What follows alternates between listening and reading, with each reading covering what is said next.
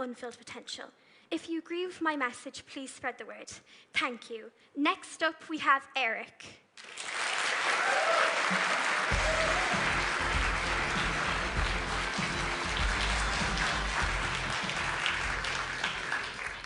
Hello, my name is Eric Ehige, and I have a quick question for the audience before I commence.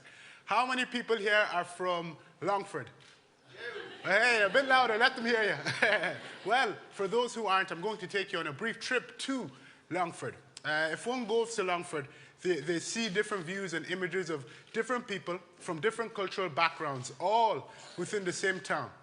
Longford is a place like none that I've ever been to before. Children from different continents play together. Students from across the world study together. Mothers with different cultures gossip together. But most importantly, people, regardless of where they come from, live together. I was quite sporty growing up, and I had a profound interest in Gaelic football. I didn't play the sport, but I was prone to watch a game or two at the local grounds, Pearse Park. I've only been to a handful of local games, but I'll never forget being at one particular schoolboy football final.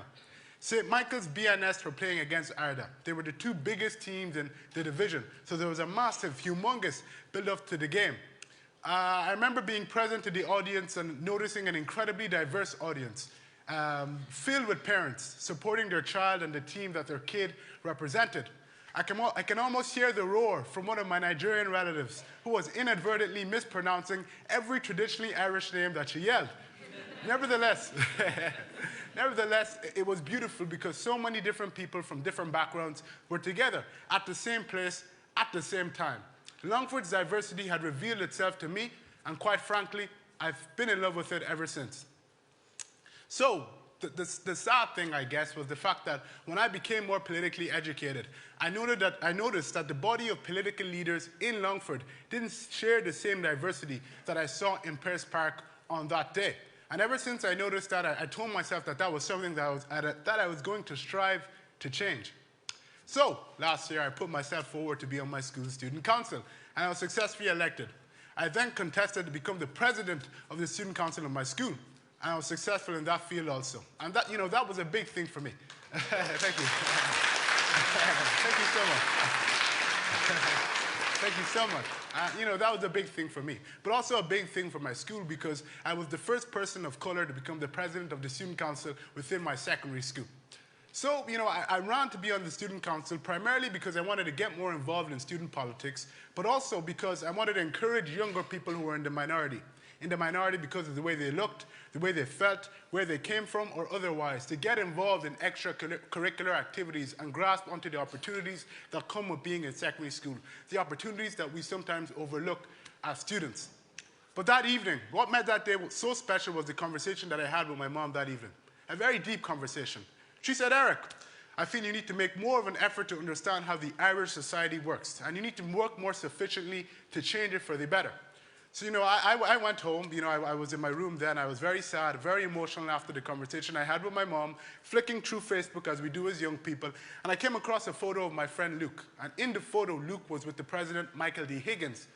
I saw the photo and I said, "Luke, how do I meet that guy too?" I said, "Luke, how do I become more of an active citizen?" I said, "Luke, is there any conferences in Dublin that I can go to, anything that I can engage in that will make me a better citizen within this country?" Luke told me about an organization that he was a part of, the Irish Second Level Students' Union.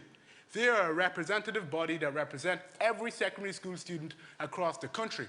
He told me about an event that they were having in the summer, and he asked me to come. So immediately I registered, the day came and I attended, and it is safe to say that that was one of the most life-changing, eye-opening events that I've ever been to in my life.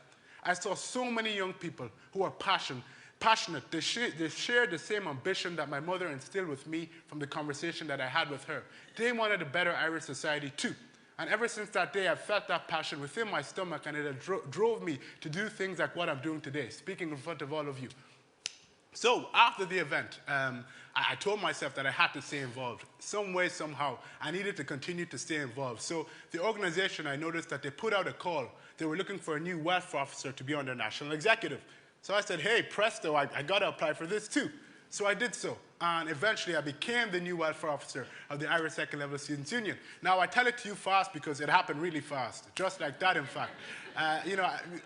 from being on the student representative body in your school, which is certainly one thing, to being on the national executive of the national representative student body, that was certainly another. After that, I came back to Longford, and I noticed that within my town, the town from which I came, the diversity amongst the political leaders was still not the same as what I saw in society, still not the same as what I saw at that beautiful game at Pearse Park. So I said I needed to work at a ground level to try and change that. So I got involved with an organization known as the Longford Africans Network, an organization that strives to help Africans integrate into society more effectively. I did so, and we had great times and we did great things. We spearheaded great projects and campaigns and helped Africans partake in more active activities in the local area. So I felt like I was doing good. I felt a bit like a politician, actually. I was walking the walk, talking the talk, shaking some hands.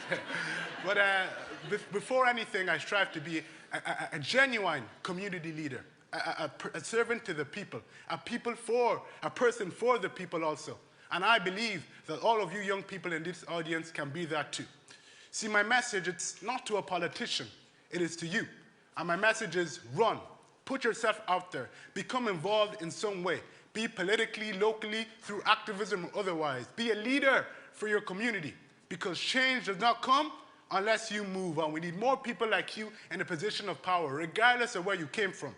For so long, I felt like I couldn't do it. I was the son of an immigrant. I looked a certain way, but I came to realize that Ireland is here to be changed for the better.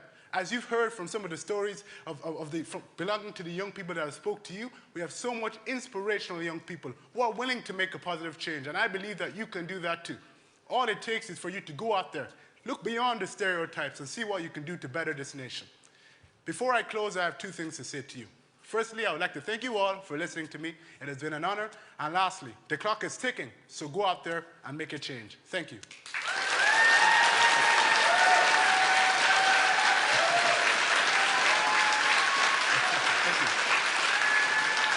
Thank you so much. Thank you. Before I leave, I have to welcome the amazing, the bold, the brave Leanne.